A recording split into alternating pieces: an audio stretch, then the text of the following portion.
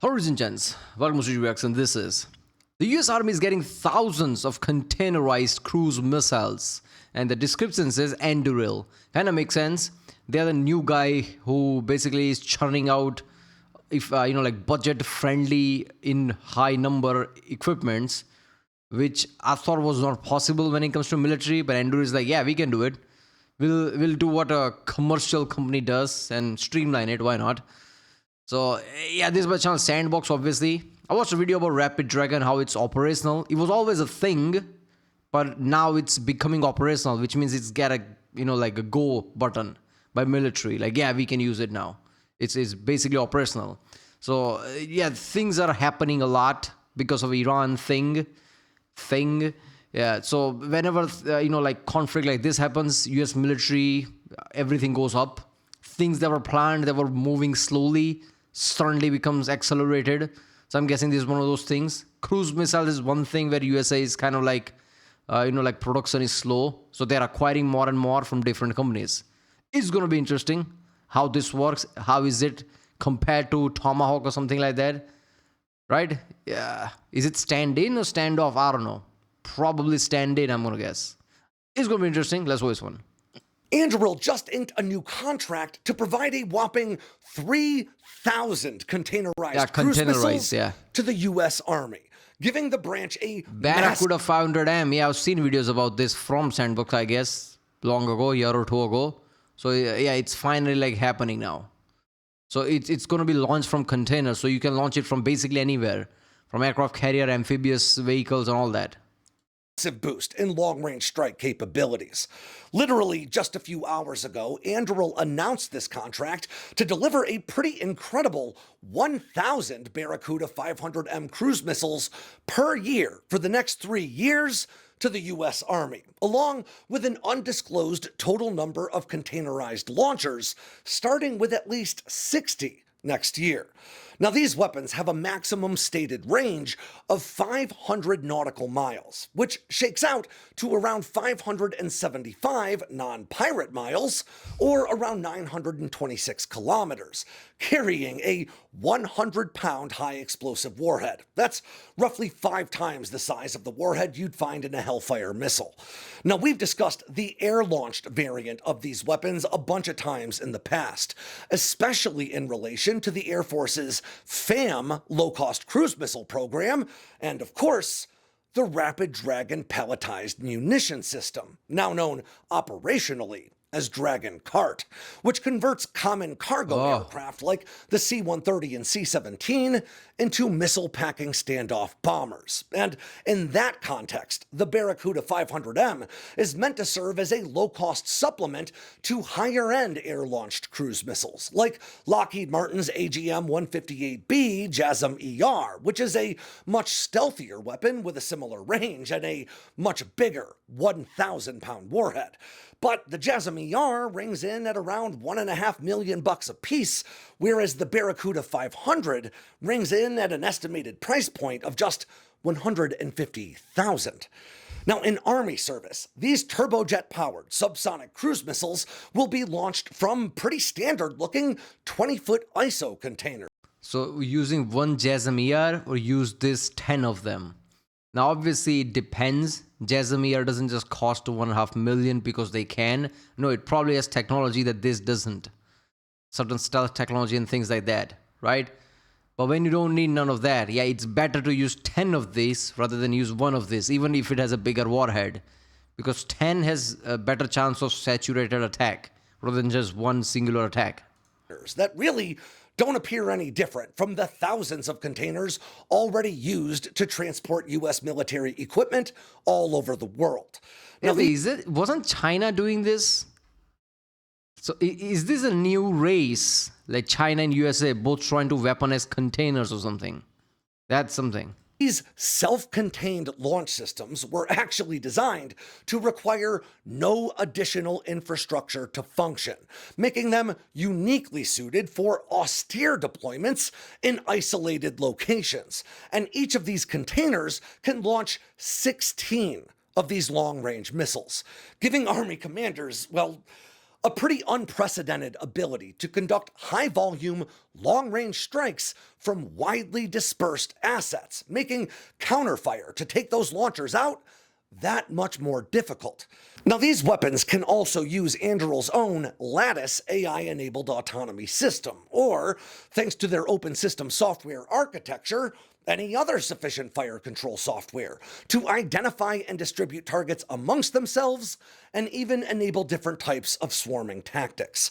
Anduril actually internally funded this surface-launched effort for their Barracuda 500 line, with a focus on keeping the weapon as standardized as possible across both surface and air-launched variants. Effectively, So military didn't tell them, like, here's some money, make it containerized and make it this, like easy. They're like, okay, you know what, we're going to fund it ourselves, so this becomes much more easier. I mean, obviously there is like financial benefit to that. USA will buy that a lot if they do that, but still that takes certain level of balls. Like, yeah, okay, I'm doing this, even if US military didn't tell me to, because I have a vision. Whenever a company does that, things are going to come out of this company, right? Anduril has many things happening, right? From a lot of AI things to VR things, and now this. A lot of things is coming from Anduril, which is impressive. They're not suddenly going to compete with the high-end one. I'm pretty sure like there is no competition, because military contracts are such a big, wide thing that even the military contractors that US have is kind of like not sufficient, right? They are working, so there is no real competition. You do you, I'm going to do my thing. Just incorporating a rocket booster kit that bolts onto the weapon to get it airborne and flying at sufficient speed to turn propulsion over to its air-breathing turbojet. Now, in past conversations with Anduril's team about this weapon, they told me that the Barracuda 500M is capable of performing 5G plus maneuvers in flight to avoid being intercepted, and, depending on range, can even loiter for upwards of 120 minutes before striking a target. Now, these modular weapons can accommodate different onboard sensors. In fact, there's even an unarmed variant. Yeah, I'm not gonna lie, they should make a cruise missile, or at least try to develop it, that does much higher G's maneuvers than that. 10, 15 G's, whatever. I mean, it's easier said than done, but they should like try to do that. Because you were not doing that before because of humans in planes. Planes can't maneuver too much, otherwise human would get fainted or worse, die. But in cruise missiles, cruise missile is basically a jet plane in a way. Right, it has an engine and everything. But if you try to do that, right, that would basically make it untouchable. Like no system can destroy it, because if you have that fast maneuverability, that would be insane.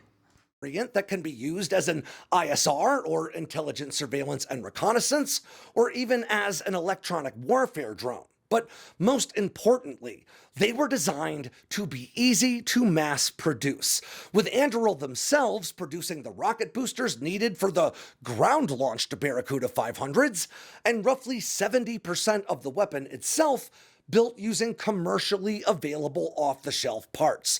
And that other 30% has been de-risked by accepting multiple open architecture designs from multiple different vendors.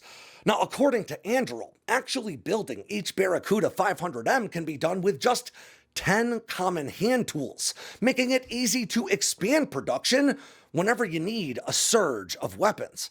And don't let this pretty substantial Army order fool you into thinking that Anduril will be out of the running for the Air Force's low-cost cruise missile programs, because, well, according to an email I got from Anduril earlier today, they will already have the facilities and infrastructure in place to produce, quote, high single-digit thousands of Barracuda 500s by the end of 2026, meaning those 1,000 missiles. Okay, that is just stupid. Thousands in a year, they already have infrastructure. I get it, this is not same as Tomahawk or JASSM ER, it's different. But still, that's a capability, isn't it? Like, even though these are smaller ones, these are still high-end, high-tech. If you have thousands of this, you basically have a very powerful tool.